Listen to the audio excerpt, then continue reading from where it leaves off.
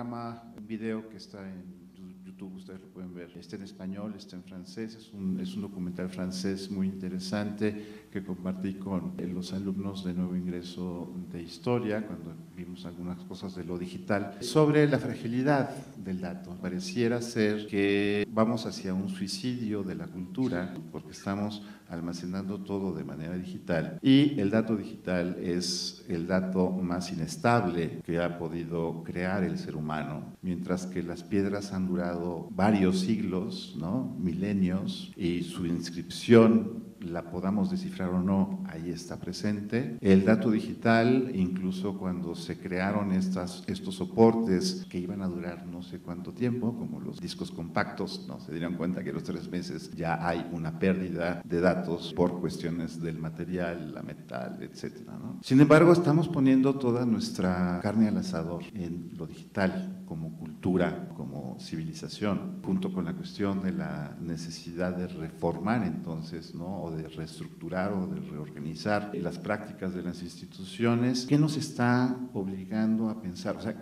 ¿a quiénes tenemos que acudir? Alberto, te pregunto así directamente, ¿no? En colaboración, porque no lo van a hacer ellos solos, tenemos que hacerlo entre todos, podamos solucionar un poco estos problemas. En nuestro caso, siempre tuvimos esa pregunta de si lo de humanidades digitales en realidad es algo nuevo para bibliotecas, porque pues de alguna manera estamos tratando objetos, extrayendo información, haciéndola visible, interactuando con ella, interpretándola, capturándola, visualizando la información, transformando. Todo eso ha sido parte del trabajo bibliotecario por mucho tiempo. Cuando se empezó a tomar las microfichas, por ejemplo, de documentos, tomaban fotos, los puedes recuperar en las máquinas que amplifican esa foto. Era una manera de capturar información, hacerla accesible, interactuar con ella. Algunos de esos aparatos permiten marcar los objetos y luego te dan la copia del mismo,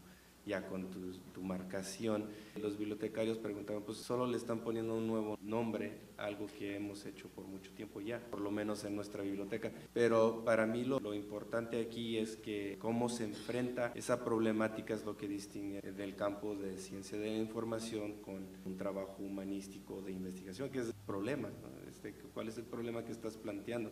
Nosotros organizamos y disponemos de esa información a todo el público y hasta ahí llega nuestro trabajo. Cuando estamos colaborando con el investigador, recuperar esa información y hacer algo nuevo con esa información es cuando estamos hablando más de un trabajo transdisciplinario, pero también para apoyar este servicio, esta nueva forma de enfrentarse al trabajo académico, hemos también internamente en la organización que retomar nuestras prácticas de reclutamiento. En el caso de Silvia, por ejemplo, ella estudió letras y humanidades digitales, no es bibliotecaria, sino no fue a una escuela para estudiarlo. Este cuestionamiento de quiénes ocupan las plazas en la biblioteca fue una de las primeras cosas que enfrentamos. Si vemos varios de los perfiles de las personas que están en humanidades digitales, incluso Isabel, están relacionadas con bibliotecas y muchos de nuestros colegas en los Estados Unidos también trabajan en un departamento que se ubica dentro de las bibliotecas. A veces es independiente, a veces son otro perfil, a veces son bibliotecarios, pero es porque reconocemos que el trabajo académico está volviendo algo más transdisciplinario. Ya estamos rebasando ese momento donde teníamos el investigador encerrado en su cubículo que tal vez le llamaba a la biblioteca para pedirles asesoría porque ya no pueden encontrar lo que necesitaban. Ya no es así. Ya nos juntamos, creamos equipos de trabajo para desarrollar una investigación. Es una cosa muy importante a tomar en consideración porque están también entonces cambiando los perfiles del personal que se integra a la institución en estas áreas que son sensibles, ¿no? Y volviendo un poquito a lo que estaba diciendo hace un momento Isabel, y considerando, bueno, que estás en la coordinación del proyecto, ¿no?, de transversal sobre patrimonio digital, ahí está, ¿no?, la cuestión de la sostenibilidad o sustantibilidad, porque bueno, finalmente, y eso es una cosa que me gustaría que si quieres recalcar, yo he hablado de datos, ¿no?, que producimos y que estamos, pero a final de cuentas acaba siendo patrimonio y está quedándose precisamente en esa inmaterialidad calidad. El Instituto de Investigaciones Bibliográficas está a cargo también de la Biblioteca Nacional de México, ¿no? La Biblioteca y la Hemeroteca Nacional. Entonces, justo uno de los temas es el patrimonio bibliográfico digital. Actualmente, como funcionan las cosas, es que nosotros nos encargamos del patrimonio documental del país a través de la figura del depósito legal. Entonces, el depósito legal indica que lo que se publica debe de ser depositado para que entonces se le puedan hacer los procesos necesarios. Y yo creo que uno de los temas importantes es, además de los problemas inherentes de que el CD se desgasta, cómo lo vas a guardar, etcétera, etcétera. En realidad hay un problema anterior que está relacionado con los procesos de qué es lo que guardamos, cómo definimos qué es lo que se guardan, está muy enfocado hacia la cadena de producción impresa, pensando en particular en la Biblioteca Nacional. Entonces, por más que el decreto de depósito legal menciona algo de electrónico, pero se lo añadieron después. Y ni siquiera todavía estaba bien establecida la red mundial, está más enfocado hacia la entrega de dispositivos electrónicos. Pero detrás de todo esto hay una parte de quién es finalmente responsable. Y recuerdo que muchos de los proyectos de humanidades digitales, cuando estábamos hablando con los investigadores, decían, ¿en qué momento mi proyecto de investigación deja de ser, o mi producto digital, deja de ser mi problema y más bien se vuelve un servicio de la universidad? Es decir, yo ya lo hice, yo ya lo desarrollé, yo ya se acabó mi proyecto con la CIT, o yo ya estoy interesado en otro tema, entonces, pero yo no puedo ser el responsable de además mantener el servidor y que todavía esté disponible, etcétera, ¿no? Entonces, ¿en qué momento se considera que entonces este ya es un producto que va a poder mantener a alguien más? Y yo siento que ahí está como ese gran vacío donde en algunos lugares, como por ejemplo en el Colegio de México, la biblioteca ha dicho, yo soy quien me voy a responsabilizar por eso, y me parece como muy acertado, pero en muchos otros espacios eso no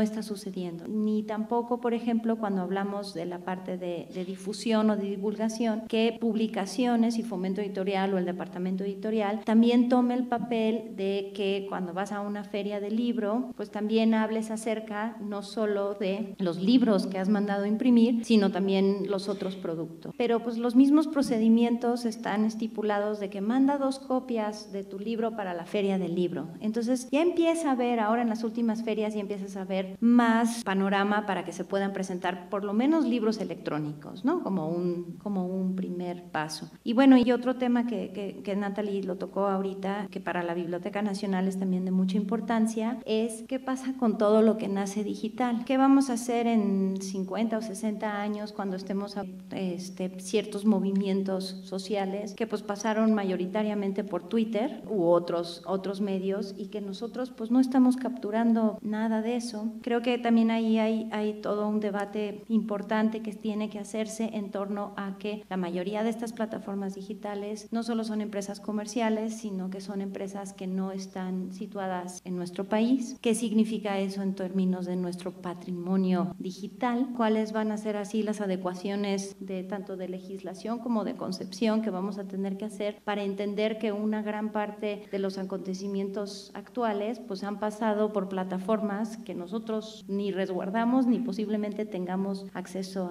a ello? No tengo la respuesta a ninguna de estas preguntas, y entonces la idea es tener líneas de investigación para pues un buen rato, ¿no? Pero creo que son temas cuando pensamos en todos los libros, los manuscritos, los materiales que se fueron hacia bibliotecas en otros países, pues si no estaremos viviendo un poco una situación similar y vamos a estar diciendo en 80 años o en 100 años cómo dejamos que todos esos materiales digitales se quedaran en servidores en otras partes. De alguna manera esto sigue siendo vigente, lo ya señalado por Roy Rosenzweig en su famoso artículo, ¿no?, de ya hace más de una década, ¿no?, sobre de abundancia y escasez. Rosario, aquí hay una cosa que tiene que ver, que tocaste con el acceso abierto, pero que preocupa mucho. Acceso abierto, esto es gratuito, entonces, ¿qué van a hacer? Y recordemos un poco lo que nos provocó seguramente horror al principio de la charla de Anaclet, el plagio, cómo van a usar lo que yo estoy poniendo ahí, porque es pues mi trabajo académico, yo soy el autor, y esto sobre todo porque tiene que ver con una cosa que todavía me parece que no acabamos de comprender con claridad, que es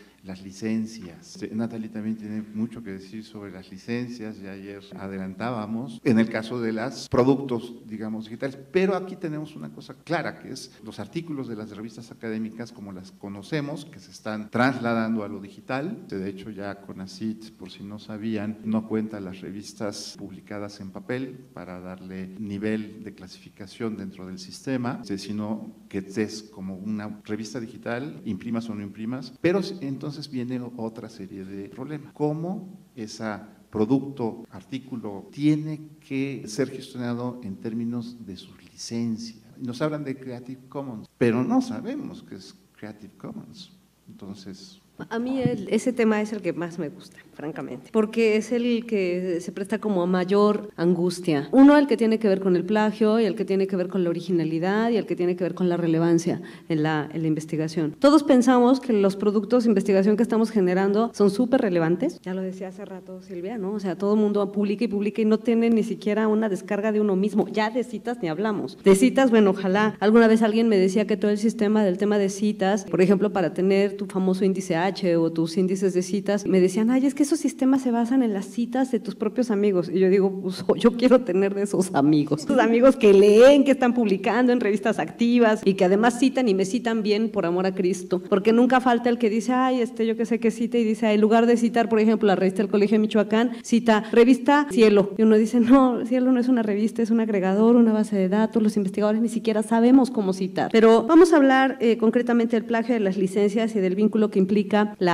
digamos, como la publicación digital. Yo sé que a muchos les da miedo el plagio. El problema de todo esto, bueno, en principio, para acabar pronto con ese problema, podríamos decir que tiene que ver con el plagio, que sería atribuirte la producción de otro, ¿no?, a tu propio nombre. Eso es algo que se da en papel o en electrónico. O sea, no es que si lo haces en electrónico se va a eludir el problema. Las leyes no imputan, las leyes simplemente indican qué es lo que se puede o no se puede hacer. Es decir, una ley te dice que no debes matar a alguien, no te amarra las manos para matar a alguien, te dice cuál va a ser la sanción si matas a alguien. Lo mismo sucede con el plagio. La ley no te impide plagiar, te dice cuál será la sanción si acaso llegas a plagiar. En todo caso, en el ámbito digital es 1000 veces más sencillo identificar un plagio. Si ustedes lo que quieren es plagiar y no ser cachados, plagien algo que solo esté en papel. Ahora, cada día es más difícil encontrar algo que solo esté en papel. La mayor parte de las publicaciones científicas operan a partir de una serie de buenas prácticas en procesos editoriales, sobre todo por lo que toca con los códigos de ética. Incluso, por ejemplo, todas las revistas mexicanas el día de hoy se han acoplado al código de ética establecido por COPE, que es el Committee on Publication Ethics, que exige a las revistas científicas acreditar mediante un software que identifica duplicidad de contenidos, que este texto que tú tienes, que estás postulando en una revista, no ha sido postulado, no ha sido publicado previamente en otro lado. Y aquí es donde entra el problema. Publicado previamente en otro lado, pero si yo ya lo coloqué en mi repositorio institucional como un avance de investigación, ahora no me vengas a decir tú como editor que eso está publicado, porque en estricto sentido, digamos, está difundido, porque lo trepé al repositorio para que se difundiera, porque yo quería que se diera a conocer, pero eso no quiere decir que esté publicado,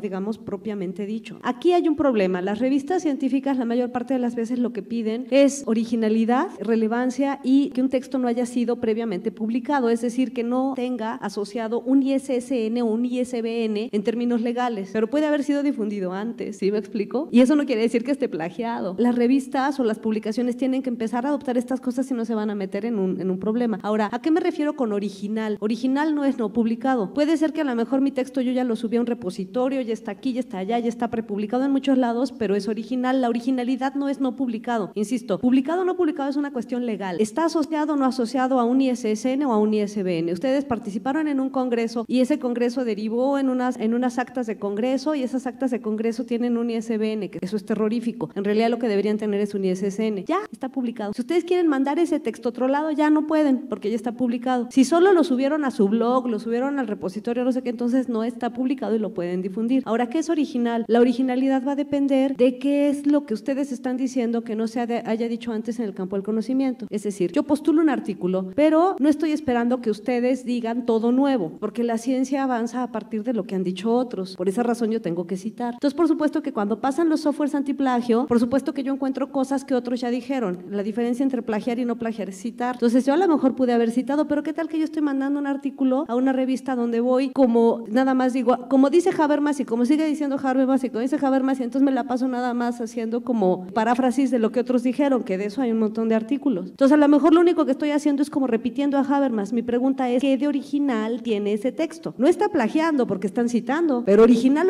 lo que sea original no es. Original es que tú estás diciendo que estés aportando algo nuevo al campo del conocimiento, alguien que no haya dicho nadie, algo que no haya dicho pero ni Habermas, pero ni Foucault, pero eso es originalidad. Por lo tanto, las revistas científicas lo que establecen es qué porcentaje de originalidad le voy a exigir a un artículo. Yo no voy a esperar que un artículo sea 100% original, porque entonces tampoco es ciencia, es religión.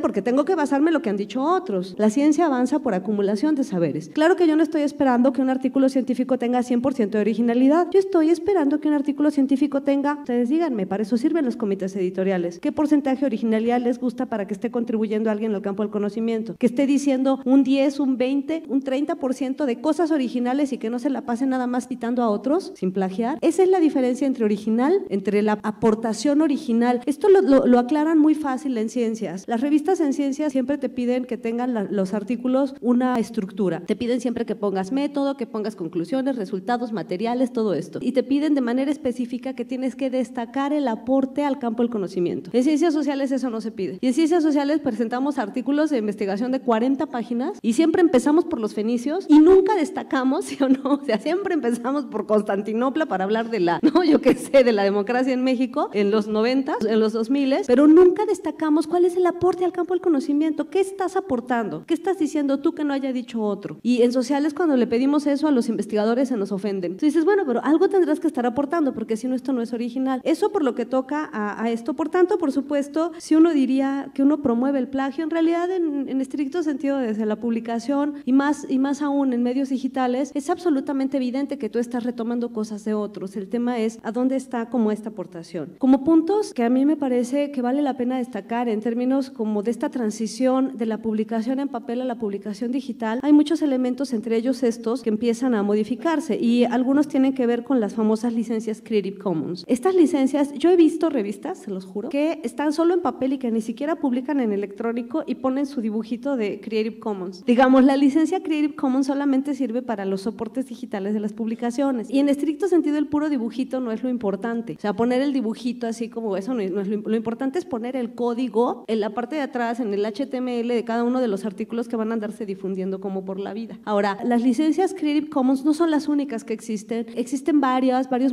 modalidades de licenciamiento en abierto. A esto es a lo que se le llama copyleft frente al copyright. ¿Qué es lo que establece el copyright? El copyright, ustedes lo han visto, es esa R en español o C en inglés, tiene una bolita y que entonces te dice todo lo que está aquí está prohibido de ser usado. Yo he encontrado, y también este es un problema de cultura que hay entre los medios editoriales, que muchas revistas, por ejemplo, o libros, incluso en libros lo veo más, que dicen, ay, este libro está en abierto, o está en abierto porque en efectivo está en abierto, uno lo encuentra en el repositorio, pero al momento de bajarlo, lo primero que uno encuentra es el copyright grandote y que dice en la página legal, queda estrictamente prohibido reproducir, comercializar y no sé qué este texto sin permiso directo del editor. Pero entonces en el momento en que uno hace la descarga, uno ya está cometiendo un delito, además delito promovido por la propia institución que está subiendo en línea los libros que tienen una licencia copyright. Las licencias Creative Commons son una modalidad de las del copyleft. ¿Qué es lo que establece? Y hay otras que son, por ejemplo, como las de la Source Foundation, que son otras. Las más conocidas en América Latina son las Creative Commons, pero hay muchas más. ¿Cuál es la diferencia entre una y otra? Copyright lo que dice es que está absolutamente prohibido que ustedes distribuyan, comercialicen o no sé qué algo sin que directamente le pidan permiso al editor. Pero en medios digitales eso es bien difícil. Se animó que yo voy a estar hablando por teléfono al Colegio de Michoacán para decir, oiga, ¿verdad que puedo descargar el archivo? Pues no, eso en medios digitales es imposible. Por esa razón surgen las licencias copyleft. No quiere decir que no se estén protegiendo los derechos de atribución autoral, porque los derechos de autor se dividen en dos dimensiones, en la dimensión moral y en la dimensión patrimonial. La dimensión moral es la atribución, es decir, un texto siempre será o una creación siempre será de autoría de un autor que lo creó. Yo qué sé, el Guernica siempre será de Picasso. El problema es la dimensión patrimonial que tiene una creación. La dimensión patrimonial es quien comercializa, distribuye o vende eso. O sea, el Guernica es de autoría de Picasso, pero el día de hoy le pertenece a la colección del Museo Reina Sofía. O sea, no quiere decir que de pronto el Guernica lo pintó la señora Reina Sofía, claro que no. Le pertenece o como la música, ¿no? O sea, la canción de los Beatles, Woman es de autoría de John Lennon, pero los derechos patrimoniales los adquirió Michael Jackson, pero no quiere decir que de pronto Woman es de autoría de Michael Jackson. La autoría, el derecho a autoría, ese es el BY. Cuando uno ve el Creative Commons están las dobles Cs. CC quiere decir, es un permiso por adelantado que te están dando los autores. Ustedes han firmado cartas de cesión de derechos patrimoniales con toda certeza cada vez que publican y nunca se fijan lo que leen, o muchos no nos fijamos lo que leemos. Cuando te dicen que tú cedes los derechos patrimoniales, tú los cedes, pero ellos te tienen que decir, por ejemplo, en términos de acceso abierto, tú cedes por adelantado los permisos para que si tú publicas en esta revista, los lectores puedan, por ejemplo, distribuirlo electrónicamente, es decir, tuitearlo, facebookearlo, yo que sé, hacer todo eso, que tú mismo te preservas el derecho para que lo puedas montar en un repositorio institucional. A eso se refiere el copyleft, es permisos por adelantado para distribuir. Y luego el BY, el ABY, lo que quiere decir es vamos a respetar la autoría. Hasta ahí, esa es una licencia en abierto, pero que sí permite la comercialización y que permite el famoso cobro por APC. Y después ya, si ustedes no quieren jugar a la comercialización, le tienen que poner no comercial o distribuir igual. Entonces hay como muchas modalidades dentro de todo esto, que unas permiten la comercialización, otras no. Lo que sí es cierto es que si ustedes ven una publicación que tiene la licencia Creative Commons, pero que al mismo tiempo tiene el copyright, cómprense unos tenis y échense a correr, porque quiere decir que ese editor no sabe exactamente cómo administrar los derechos de autor de las revistas. Y hay mucho desconocimiento al respecto. Más aún cuando, por ejemplo, el día de hoy muchas revistas lo que están pidiendo, sobre todo en medios digitales, por ejemplo, es la incorporación de datos. O sea, que ya no nada más tienes que publicar tu texto y tu artículo, sino, por ejemplo, te piden los datos asociados para poder reproducir la investigación, o que te piden las variaciones del mismo artículo, yo que sé, videos, yo que sé, todo eso también tienes que dar los derechos de cada uno de esos elementos por separado y decir a dónde van a quedar colocados.